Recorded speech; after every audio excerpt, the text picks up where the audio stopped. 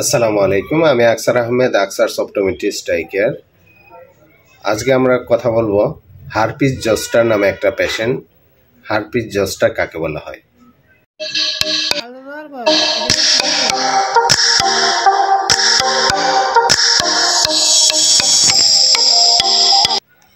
আপনারা মাত্র যে ভিডিওটা দেখলেন এর মধ্যে যে একটা পেশেন্ট দেখা গেছে চোখ ফুলে গেছে এবং চোখের পাশে এখানে কিছু ফুলে গেছে, মাথার মধ্যে আছে, পিঠের মধ্যে আছে। হ্যাঁ, এটা হারপিস জস্টার একটা লক্ষণ। সেটা হচ্ছে কি, দেখতে মনে হবে যে বসন্তর মতো, এবং চোখ ফুলে যাবে, চোখ লাল হয়ে যাবে। এই ধরনের সিমটম এই ধরনের রোগীর মধ্যে দেখা যায়।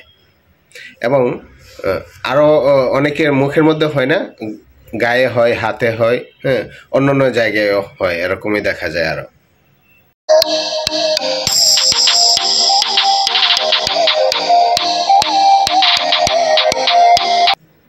হারপিস জস্টার যে সমস্যাগুলো আমরা ফিল করি সেটা হচ্ছে কি, প্রচণ্ড ব্যথা হবে। যেই জায়গায় হবে, হওয়ার সাথে সাথে আশেপাশের সারফেসগুলোকে আরও বেশি হয়ে যাবে, দ্রুত হয়ে যাবে। একদিন দুই দিনের ভিতরে এই রোগটা ছড়িয়ে যাবে।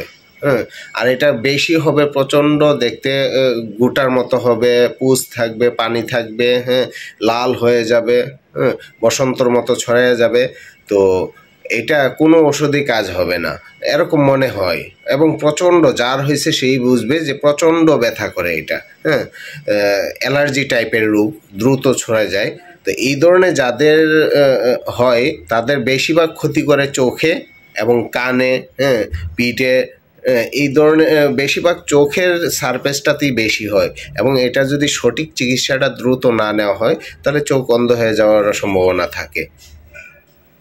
সর্বোপরি বলবো, হারপিস জস্টার একটা ভাইরাস টাইপের রোগ।